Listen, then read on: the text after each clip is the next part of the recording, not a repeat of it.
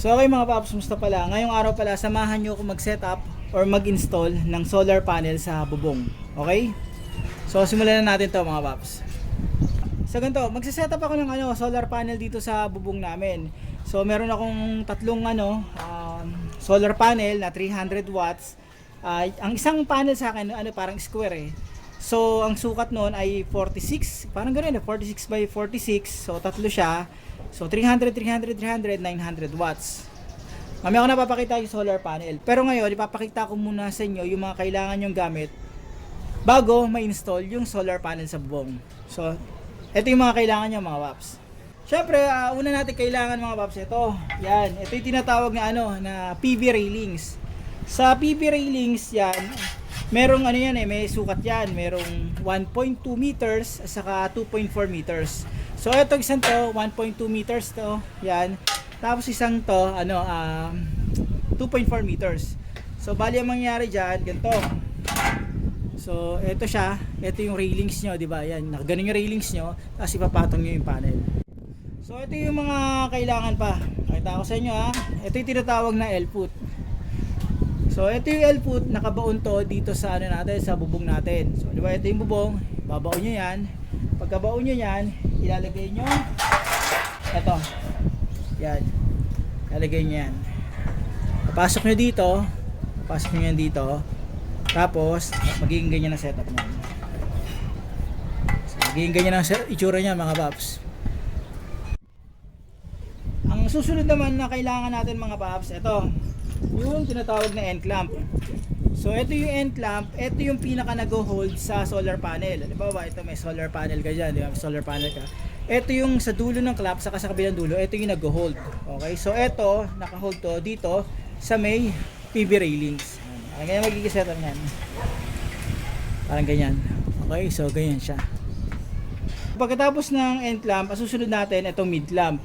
Since tatlong panel yung pagsasama-samahin ko, gagamit ako ng mid clamp. So, ito siya, ito yung panel na isa, ito yung panel na isa. Imbis na dalawang end clamp yung mag-hold, dito end clamp, dito sa kabila mid clamp. So, ito yung sunod na mag-hold yan. Ito yung mid clamp. Okay? Syempre, since yung PV railings ko ay may mahaba at may maikli, kailangan ko silang pagdikitin. So, halimbawa ito, kailangan nyo pagdikitin itong dalawa, di ba? Pagdidikitin nyo yan. Paano yung pagdidikitin yan? Kailangan nyo ng rail splice. So, ito yung rail splice. So, etong rail splice, papasok lang yan dito. Yan, parang ganyan lang. Basic lang to. Yan. Ganyan. Ganyan ang mangyari dyan. Tignan nyo. Tapos, hikitan nyo lang yan. Yan yung magduduktong.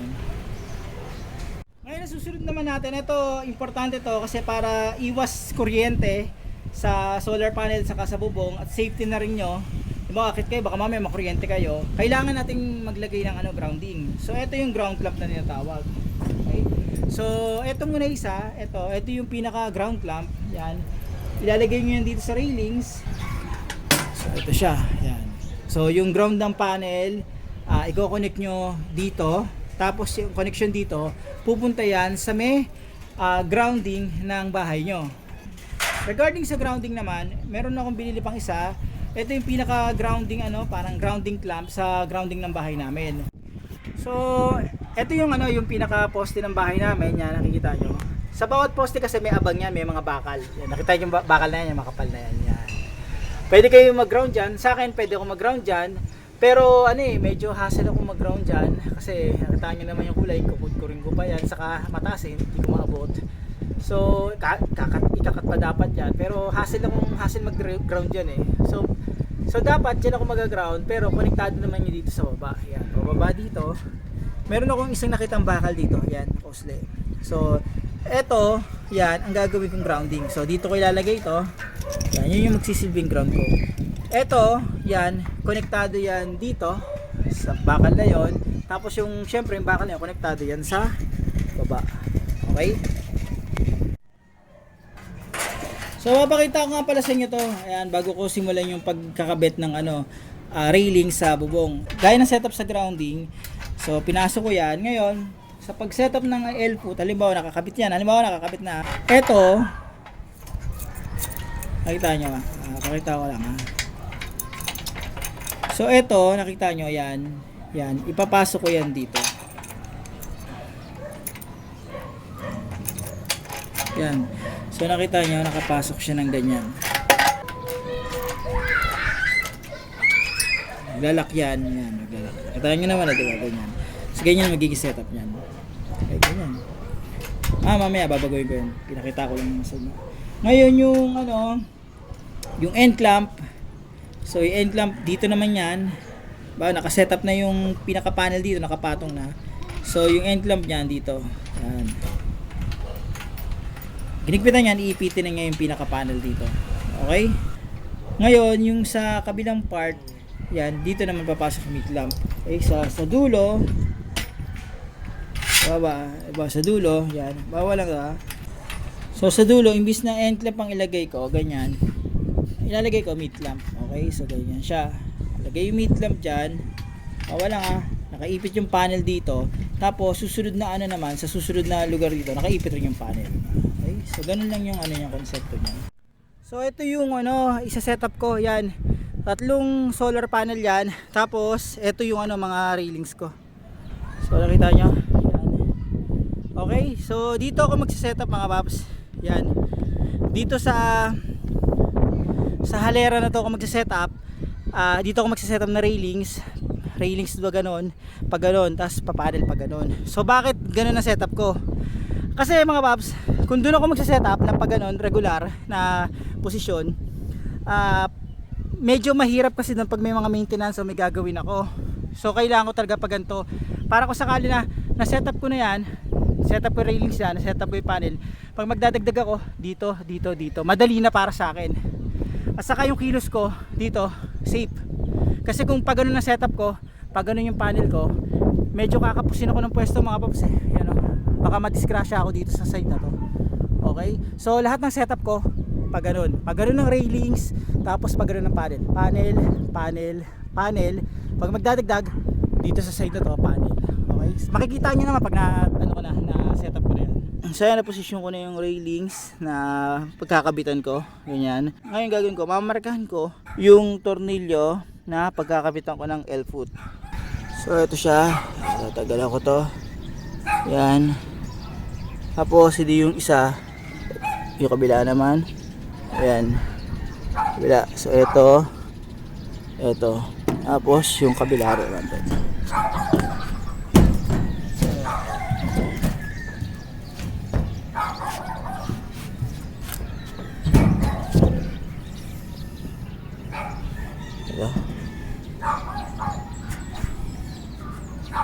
So yan. Tapos yung kabila doon.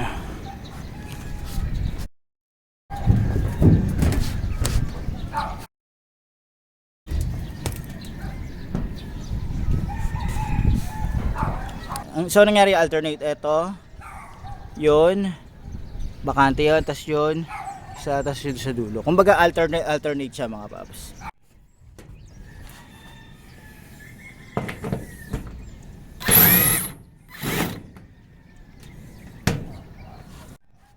Tapos sunod ito.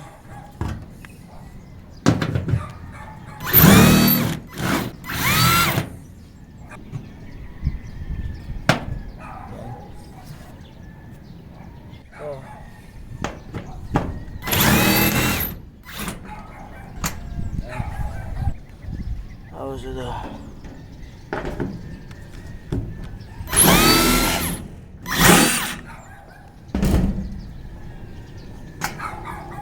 So sunod natin gagawin, lalagyan natin L-foot. Pero bago natin lagay L-foot, lagyan muna natin siya ng Bulkasil. So lagyan ko pa yan mamaya, ayusin ko pa yan. Maganda kung may sealant kayo, so okay. So lagyan na natin yan.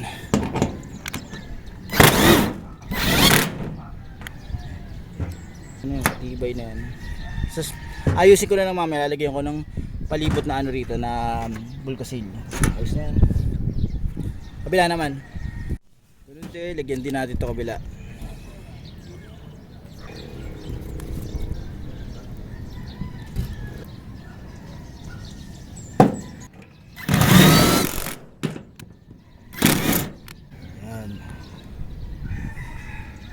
So okay yan. Ito, lagyan din natin to. Ayan.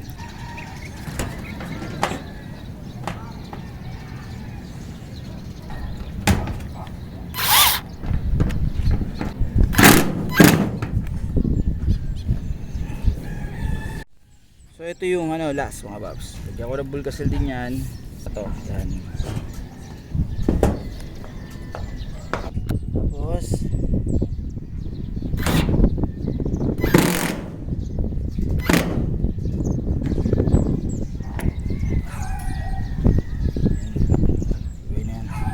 na siya. Yan, yung nakita nyo. Yan. Yan, saka isa. Okay. So, 4 yung nilagay ko. Next ko, sa kabilang side naman dito. Tapos ko na malagyan ng L-foot yung kabilang side. Ngayon, dito naman tayo sa kabilang side na, na L-foot. Ang ginawa kong diskarte, kasi ang sukat ng panel namin ito.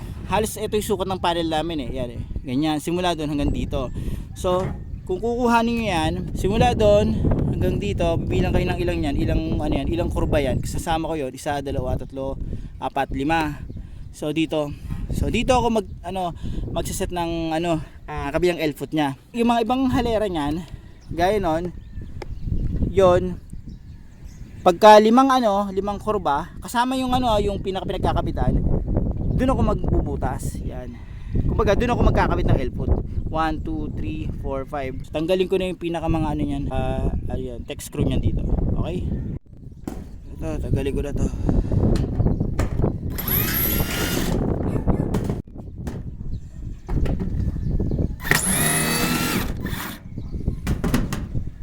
Ito.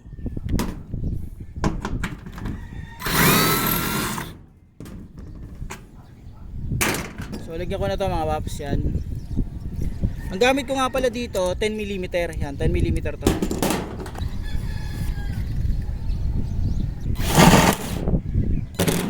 Yan.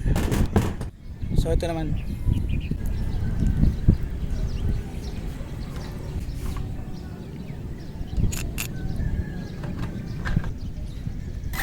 Yan. So ito naman tayo. Yan.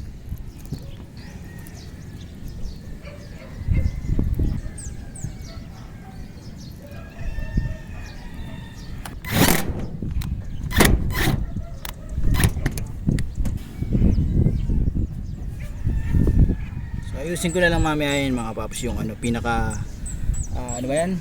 Bulkasil niyan. So ito naman tayo sa kabila.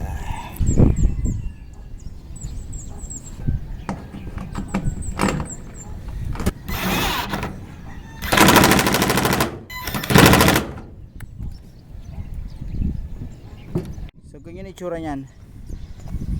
Yan, dalawa. So wala lahat yan. Kasi magagamit ako dyan ng rail splice, kaya ganyan ang setup ko. Ngayon, ilalagay ko na yung pinaka railings nyan. So simulan ko muna dito sa side na to. So una kong gagawin dito mga paps, ipapasok ko muna yung pinaka railings nya.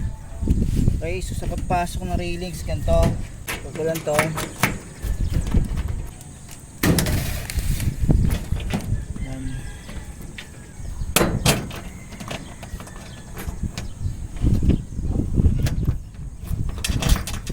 Ito siya, napasok ko na.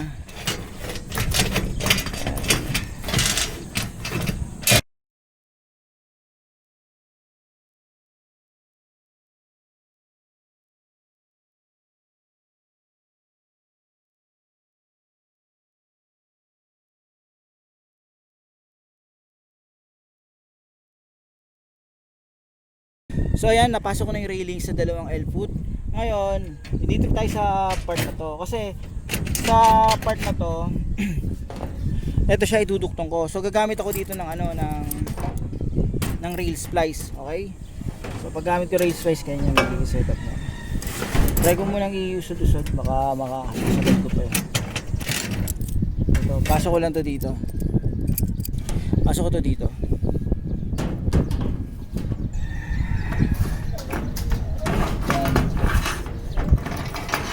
Pasok ko lang dyan sa kabila naman.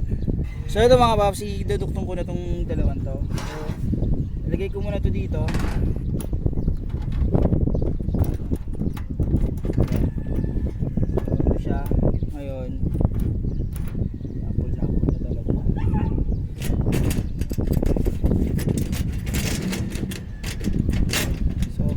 mangyayari. Ganyan lang ang kayang iset niyan mga paps eh. Yan. So ganyan yung magiging setup niyan.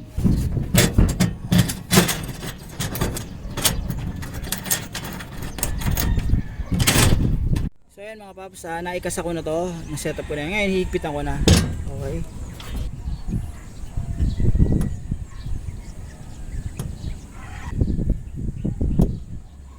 Yan. So ito sa kabila.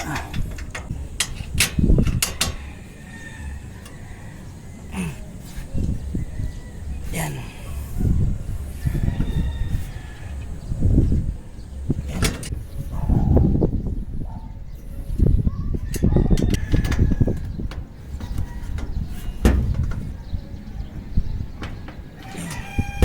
So, ayan na siya. Kasi ito yung huling higpitan ko.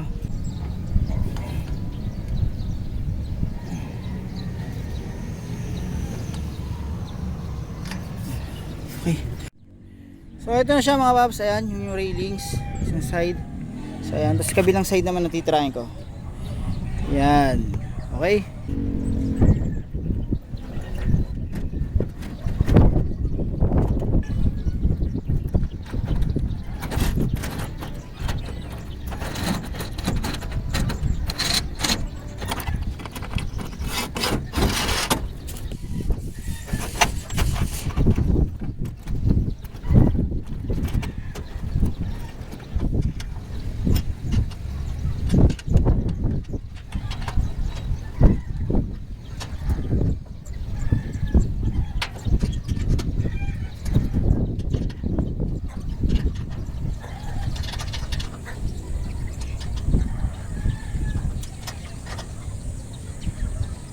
So ayan siya.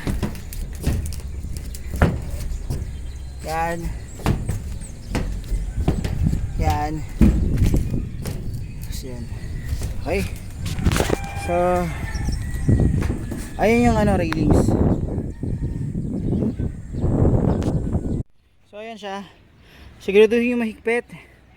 Tapos lagyan nyo ng bulkasil. Okay. So ganito mga paps. Ngayon ilalagay ko na itong mga end clamp sa mid clamp. So sa pag-setup nito, yan, unahin ko end clamp. Okay, so end clamp. End clamp. So ganyan ulit yung setup na. So end clamp. Tapos mid clamp.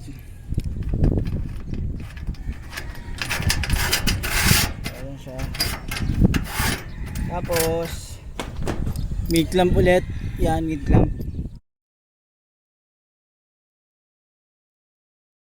Tapos end clamp. Okay. Ginawa ko setup mga paps, pakita ako. So yan, end clamp, mid clamp, mid clamp, tapos end clamp. Okay. So sa kabilang side, ayan, end clamp, mid clamp, mid clamp, tapos end clamp ulit. Ayan siya. So doon nalagay isang panel, pangalawa, saka pangatlo. Is na? So ayan, dalawang panel na yun ang ilagay ko. Ngayon isa na lang dito. Okay.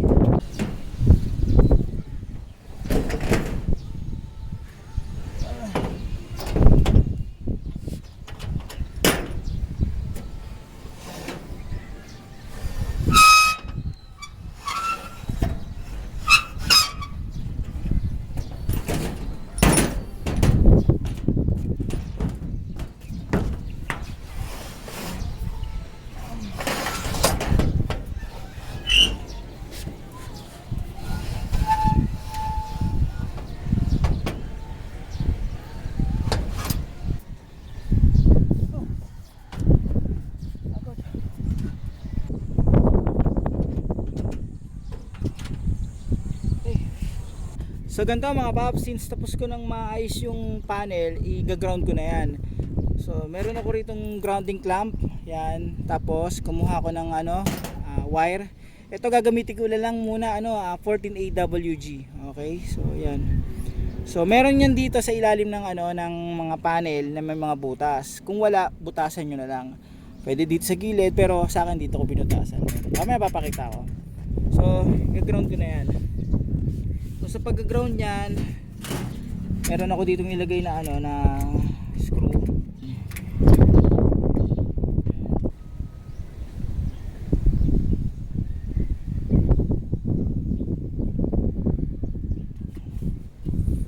Okay na. So ayan siya. Tapos ito, ilalagay ko lang to dito. So ilalagay ko lang yan dyan. Kulang na kasi ako ng grounding clamp, kaya hindi ko na may tatawid sa kabilang ano, railings. Pero papakita ko sa inyo yung setup ko doon sa kabila. Yan.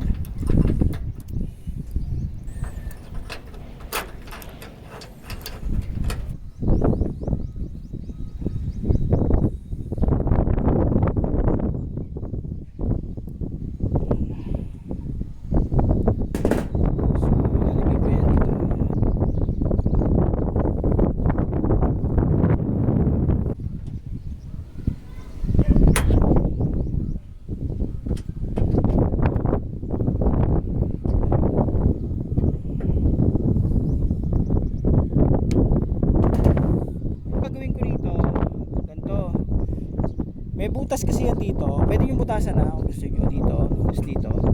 So, kukunik ko yan dito. Igagano ko yan. Okay? So, set ko na yan mga paps. Yan. So, nakakunik na yan dito. Ngayon, kukunik ko naman dito yan. Usin ko na lang yung wire. Medyo mahaba kasi pagkaka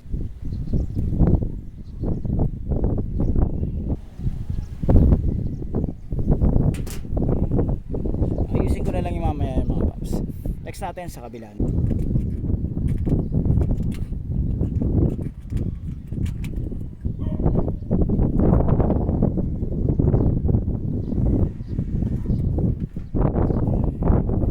Okay siguro yan. Medyo siguro pangit lang yung pagkakaano ko, pero okay na. Tapos dito naman sa kabila. So ayan, nakabit ko na. Ngayon doon tayo sa kabila, sa last. So dito na tayo sa huli mga babs.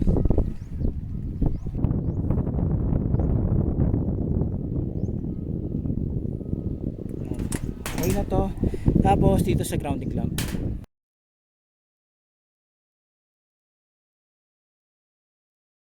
Yan. Tapos magdudugtong ako mamaya dyan. Hindi pa ako tapos dyan mga paps. So yan, nilagay ko muna pansamantala. Hindi pa mahigpit yan, hindi pa nakaayos yan. Ngayon, may i-ground lang ako ditong wire papunta dun sa kabilang railings. Okay? So ayan mga paps yung ginawa ko. Tingnan nyo.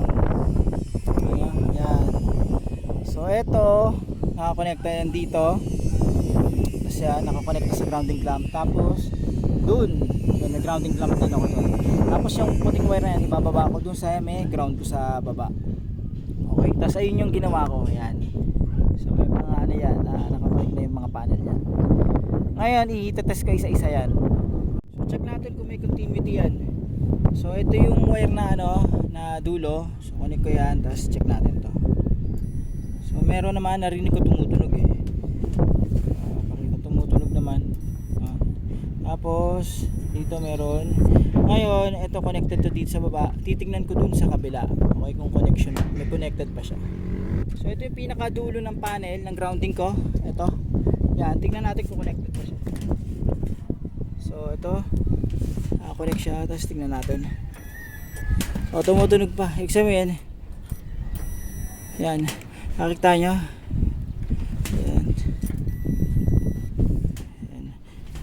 Okay, so ito yung dulo dun sa kabilang side, kasi ito yung dulo ng grounding ko. So ibig sabihin, lahat ng grounding ko sa lahat ng panel ay connected na, properly connected na siya.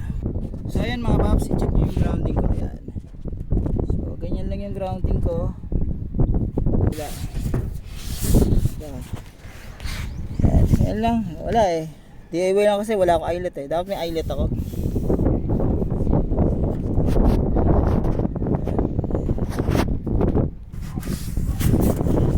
So ito sa kabila. Sabog eh. Yan. Ayusin ko na lang yan. Siguro pag nakabili ako ng eyelet. Tapos doon sa kabila.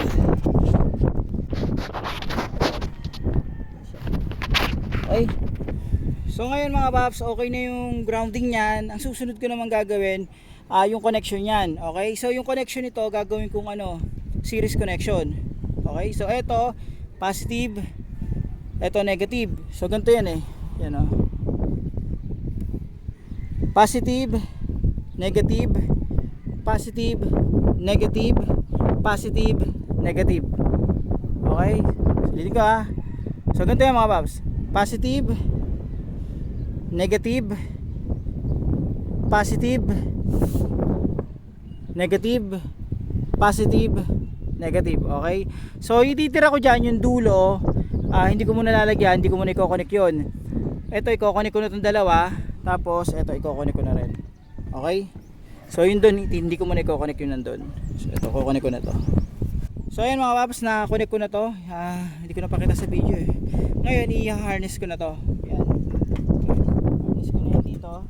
Kapag naka yan, nakalaylay, didikit yan sa yero yung yung pinaka MC4 niyan.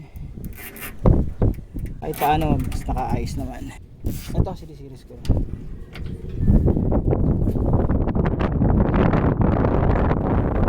So okay mga paps, yan, dalawa na nako-connect ko, itong dalawang panel na to. So ang total na nakukuha ko ay 91 volts. Okay? So around 49, ganun, 45 volts ang isang panel. So dalawa siya. So ayan na siya. 91 volts. Okay? So dalawa pa lang yan. So ngayon mga paps, i-connect ko na tong dalawa dito. Okay? So ito yung negative, tapos ito yung positive. Connect ko na ito mga paps. Ganun lang din.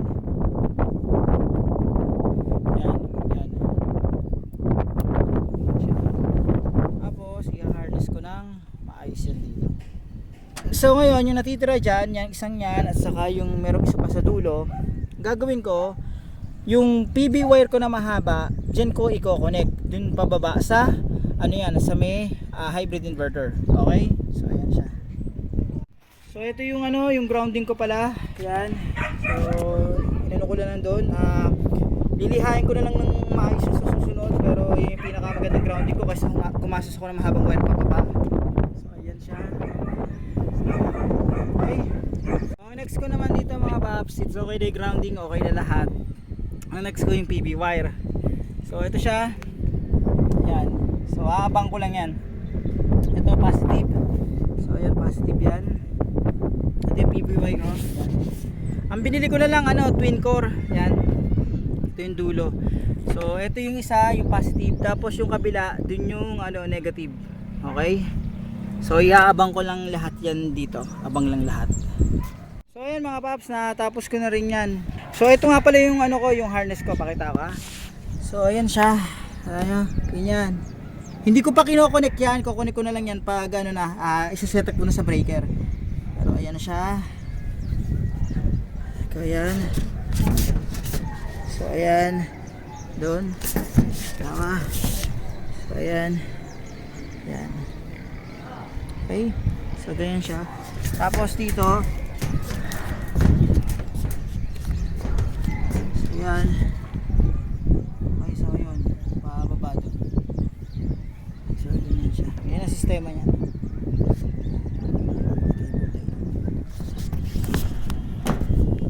Okay.